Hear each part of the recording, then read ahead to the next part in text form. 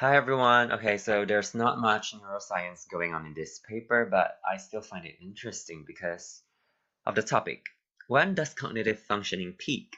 The asynchronous rise and fall of different cognitive abilities across the lifespan, written by these two authors from the Department of Psychology at Harvard University. And I am Chongkai CK, 台师大华语所硕二的学生. Okay, next. Why cognitive function matters?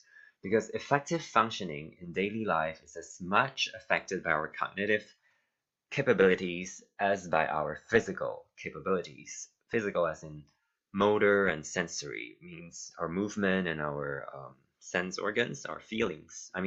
Yeah.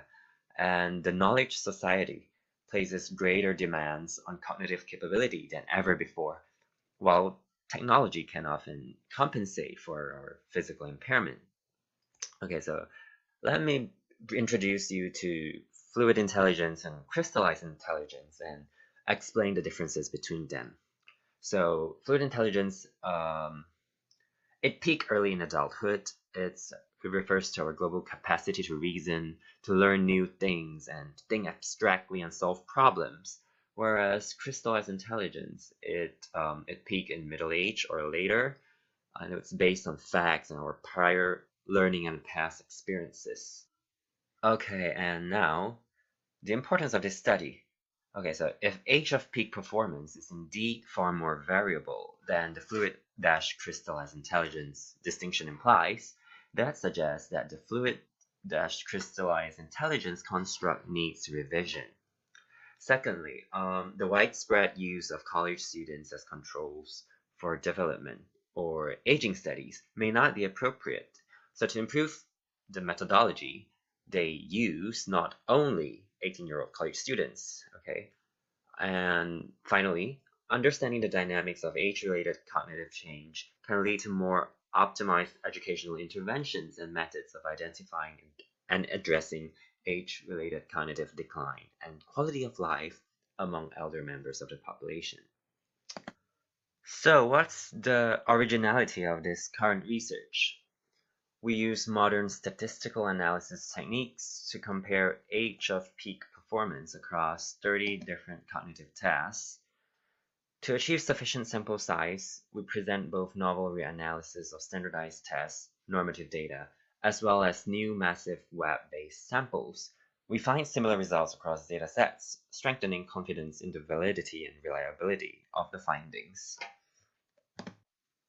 And this slide is about the sources of tasks used in Study 1. It measures intelligence, memory, and the 30 cognitive tasks. Look at this diagram on the right-hand side and take note of the age of peak performance. Now, imagine you're healthy and wealthy, and you can choose a year to do anything you like. So how old do you wish to be in, for example? For me, maybe I would choose around 40. So what's your answer? And another thing, you could look at the names and descriptions of these tasks on page 3 of this paper. And maybe we could do some grouping. For example, choose the few tasks that you think are most relevant to language learning. Okay? Okay, now I want to talk about working memory. It's described as the workbench where information is temporarily stored and actively processed. Information that comes in through the senses, okay, sensory memory or short-term memory, must undergo active processing or else it will be lost. That's why you don't remember every name of every shampoo you pass in the supermarket. You simply have not processed them. Working memory is also a small workbench. Only 7 to 9 chunks of information can be stored for upwards of 15 seconds without rehearsal. Then if you pass through it, encode and becomes long-term memory again. The sources of tasks used in study 2 and 3 are digit and spatial span, number sequence, English vocabulary. You could try the test on these two websites to get a glimpse of what working memory is and test your English vocabulary. And okay, we look at this mind and eyes experiment 3. You could see that from around 40 years old until 60 years old is the age of peak performance for mind and eyes. So what is that? Let's see. Okay, this is it. To test your cognitive empathy, your ability to recognize what another person is thinking or feeling. It can be assessed in the lab using the reading the mind in the eyes test. So look at this. Okay, now I'm Dora the Explorer. Attention, Dora. Okay, look at this photograph. Decide which one of the 4 adjectives best describes the mental state or emotions expressed in the eyes of this person. Which one? Dispirited. Yes, correct. Sorry, I was just being Dora. Okay, look at this. Study for cohort effect. Okay, you see the later ages of peak performance in our data relative to the Wesley data, partly due to generational differences, with later peaks seen in more recent generation, at least for vocabulary. So, encoding and retrieval are facilitated by meaningful representations supported by multiple cues, which would allow older adults to draw on their world experience and experience with language to facilitate comprehension. But look at this. The Flynn effect. Individuals from different cohorts may not have grown up with the same access to education, or may have been educated in different ways and grew up with different health challenges.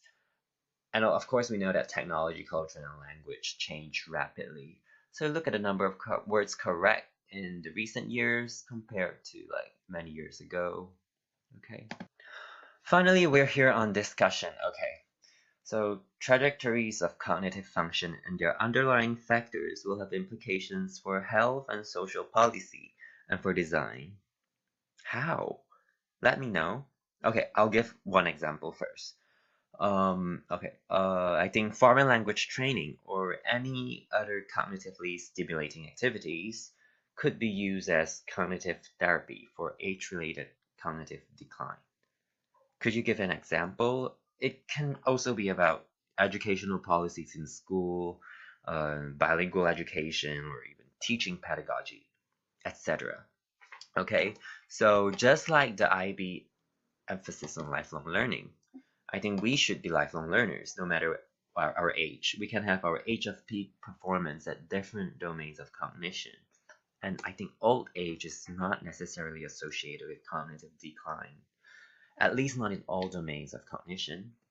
You, I think, could discuss with your family or even share the picture, the diagram with the 30 different cognitive tasks, share it with them. Okay, I have one question. Do you think teachers could ask students to visit Test My Brain website and do the online test for the sake of assessing students' working memory so that teachers can know who might have learning difficulties? Let me know your opinion. And before I end, let me add on something. Although older adults experience decline in some language domains, they also retain abilities in some important domains. Younger adults perform better when memorizing simple facts. Older adults perform better with elaborated texts, as they can apply compensatory techniques to facilitate their comprehension. This is likely due to the fact that, although elaborated texts contain a great deal of information, they are presented in an integrated way, and so it's not as tiring on the working memory, because at least it's not separate pieces of information which are not integrated, right? So older adults also tend to make more inferences about a text than younger adults, even though sometimes they could not suppress their incorrect inferences and may be more vulnerable to making inferences based on stereotypes compared to younger adults. Finally, 最后呢，别人都祝你快乐，我只愿你遍历山河，觉得人间值得。然后记得回答我的问题，就是呢，你要 grouping 嘛，就是那30个 cognitive task，你觉得哪一些是跟语言学习最相关的？然后呢，再看那个表，你觉得如果可以选一年，就是你有 gap years 之类的，你很有钱有时间，你会希望自己是几岁呢？那个 age of peak performance 的。